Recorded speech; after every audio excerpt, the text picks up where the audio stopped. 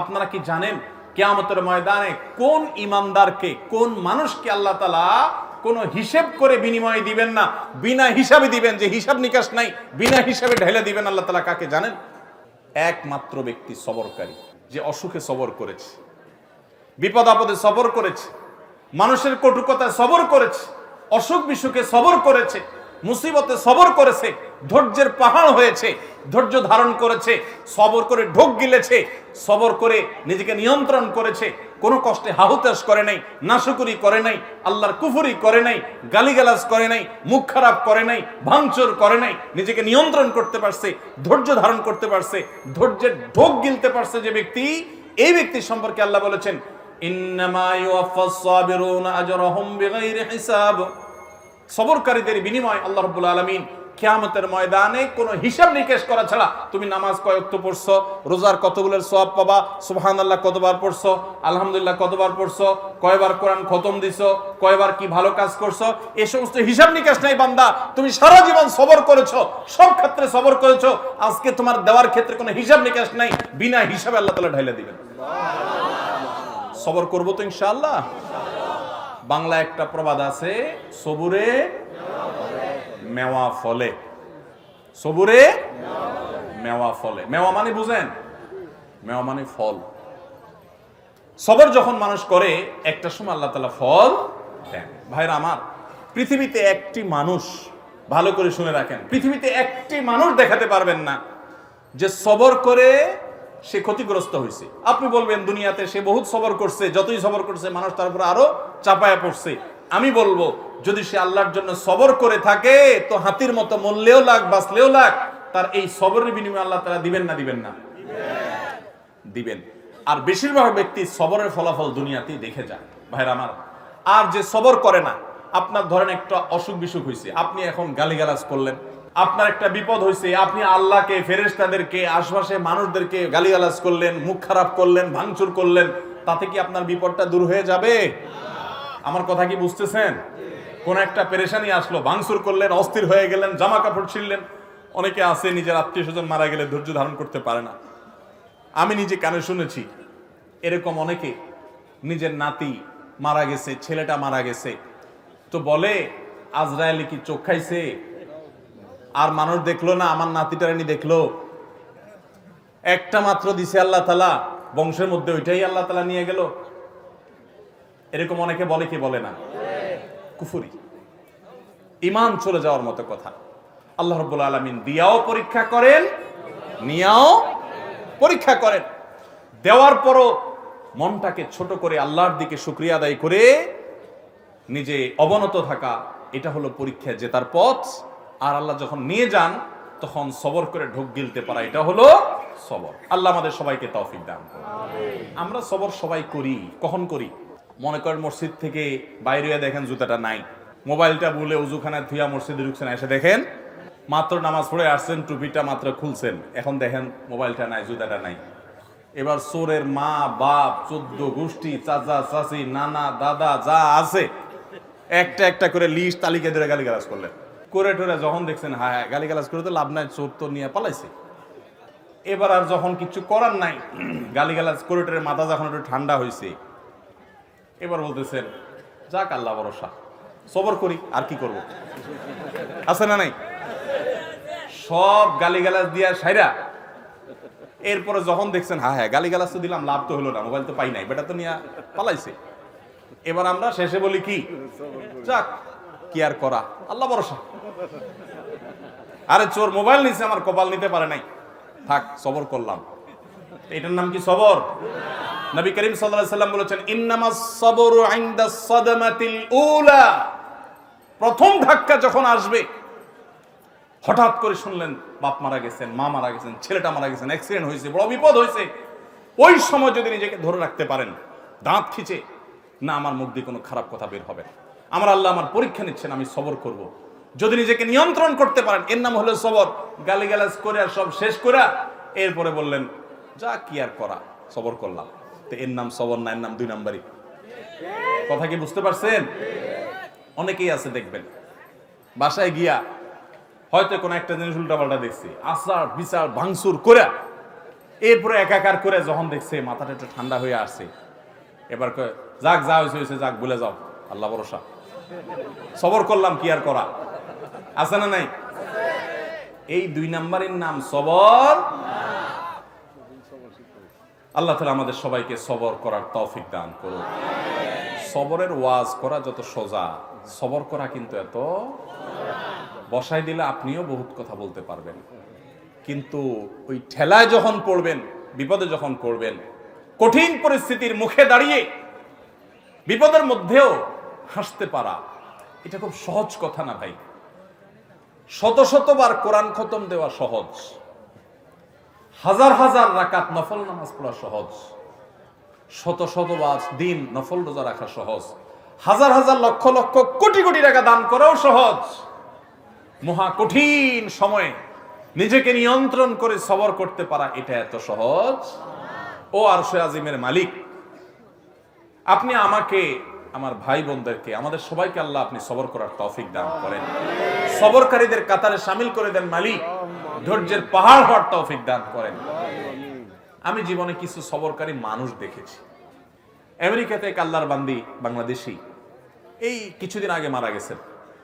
ওনার অনেক কথা শুনেছি অন্যদের কাছে, এবং বিভিন্ন সময় বিভিন্ন ডোনেশন করতেন, বিভিন্ন বিষয়ে যোগাযোগ করতেন। এত বিপদ আপদের মধ্য দিয়ে একটা মানুষের জীবন পার হইতে পারে, যেটা কল্পনা করলেও আমরা কল্পনা আনতে পারবো না যে বিপদ আপদ কত ভাবে হতে পারে। শুরুতেই স্বামী অমানুষ, তালাক দিয়ে দিয়েছে, এরপর সারাটা জীবন ভুগছেন ক্যান্সারের মতো রোগে, সেটাতেও পা কেটে ফেলে দিতে হয়েছে, এরপরে একটা একটা করে কয়েকটা অঙ্গ কেটে ফেলে দিতে হয়েছে, বিছানায় শয্যাশায়ী। এরপরও আল্লাহর বান্দের মুখে কখনো অভিযোগ ছিল না। তিনি বলতেন, আমার মালিক আমার উপর খুশি আছে কিনা, আমার টেনশন সেটা, হাত যাক, পাও যাক, মাথা যাক, শরীর যাক, জীবন যাক, এটা আমার ইস্যু না। যত কষ্ট হয় আপনারা আমার জন্য দোয়া করবেন, আমি যেন সবরটা করতে পারি।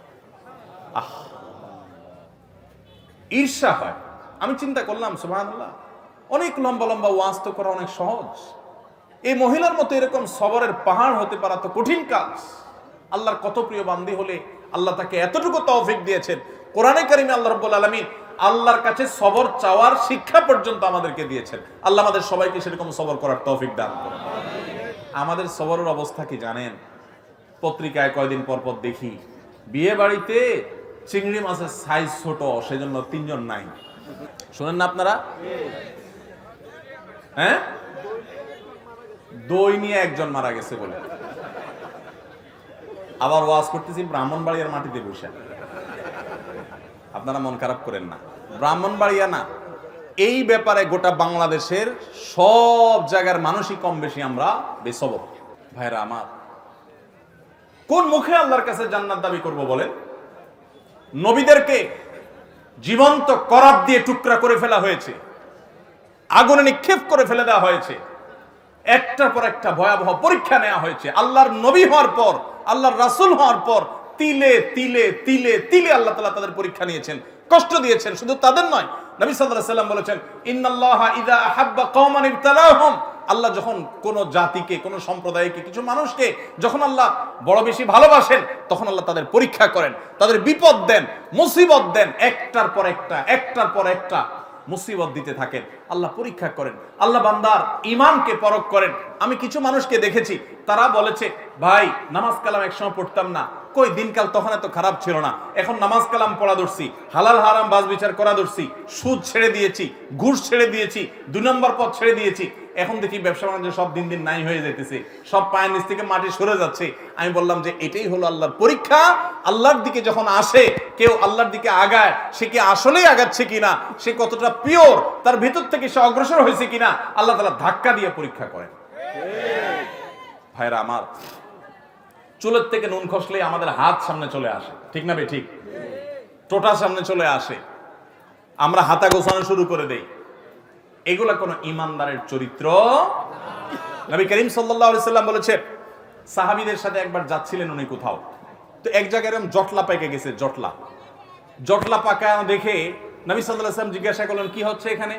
বললেন যে, ইয়া রাসূলুল্লাহ, এখানে কুস্তি চলতেছে, এক বীর, মারাত্মক শক্তি তার, তার সাথে কেউ পারতেছে না, যে আসতেছে একটার পর একটা সবগুলারে কাজ করে ফেলা দিচ্ছে, তার সামনে কেউ পারতেছে না।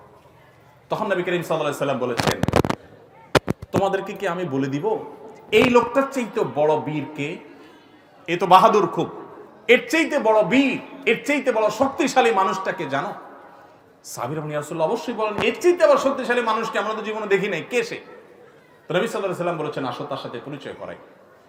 এই লোকটা যে অনেক বেশি শক্তিশালী, সে অনেক বড় কুস্তিগীর, সে সব মানুষকে কুপকাত করে দিচ্ছে, এর চাইতেও বেশি শক্তিশালী, এর চাইতেও বড় বীর, বড় বাহাদুর হলো সে, যার মাথা যখন চরম রাগান্বিত হয়, মাথা যখন রক্ত যখন লাল হয়ে গরম হয়ে যায়, মাথা যখন তার হট হয়ে যায়, এই গরম হওয়ার পর, রাগ উঠার পর, চরম রাগের মধ্যেও যে নিজেকে ধরে রাখতে পারে, কন্ট্রোল করতে পারে, ডিলার মতো ছেড়ে দেয় না রাগ, যেখানে সেখানে যা তা করে পরে বেজ্জত হয় না, মুখ ছোট হয় না, নিজেকে যে নিয়ন্ত্রণ করতে পারে, এই লোকটা হলো এই কুস্তিগীর লোকদের চাইতে বড় বীর।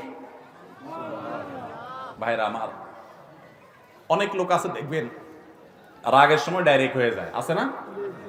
ডাইরেক্ট হওয়া বুঝেন কি? মুখ দিয়ে যা আসে তা ছেড়ে দিস, হাত দিয়ে যা আছে ভেঙে ছেড়ে দিছি। এরপর জিজ্ঞেস করেন, ভাই এটা কোনো কাজ করলেন? মাথা যখন ঠান্ডা হয় তখন যদি জিজ্ঞেস করে, ভাই এটা কোনো কাজ করলেন? পাপের বয়সী লোকটা গায়ে হাত দিলেন, এভাবে মুখ খারাপ করলেন, আপনি এটা শিক্ষিত মানুষ ভাই, এভাবে আপনি এই জিনিসটা ভাঙচুর করলেন, জিনিসটা কি ধরছিল ভাই? যখন জিজ্ঞেস করবেন তখন কি বলবে? আর এসব বলো না, আমার মাথা ঠিক আছিল না। তো মাথা ঠিক না থাকলে তার নাম কি? তার তো হসপিটালে থাকা উচিত। লজ্জাও হয় না যে সে আবার বলতেছে মাথা ঠিক আছিল না। মাথা ঠিক আছিল না মানে তুমি তো পাগল ছিলে, এটা বলো যে আমি মেন্টাল। ভাইরা আমার, এইরকম মেন্টাল মানুষ আমাদের সমাজে ভরা, ঠিক না ভাই? ঠিক, সমাজে ভরা। ডাইরেক্ট হয়ে যায় যে এটা তো ডায়রিয়ার রোগীর মতো। ডায়রিয়ার রোগীর যখন ডাইরেক্ট হয়ে যায় তখন বেচারারা কন্ট্রোল নিজের প্রতি থাকে না, টয়লেট পর্যন্ত যাইতে পারে না, আগেই কাম সেরে যায়, ঠিক না ভাই? ঠিক। তো যে ব্যক্তির রাগ আসার পর এটা ধরে রাখতে পারে না, কন্ট্রোল করতে পারে না, ছেড়ে দেয়, যেখানে সেখানে যা তা গড়ায় ফেলায়, এই ব্যক্তি হলো এই ডায়রিয়ার রোগীর মতো ডাইরেক্ট হয়ে গেছে, লুজ হয়ে গেছে। এই সমাজে টাইট মানুষ বেশি না লুজ মানুষ বেশি? এখন কি টাইট হবেন না লুজ হবেন? নিজের সঙ্গে সংগ্রাম করবেন যে না, যত কঠিন পরিস্থিতি আসুক আমার মুখ খারাপ হবে না, মুখ দিয়ে গালি বের হবে না, হাত ছুটবে না, আমি অন্যায় করব না, আমি নিজেকে কন্ট্রোল করব। আল্লাহ আমাদের সবাইকে সেই তৌফিক দান করুন।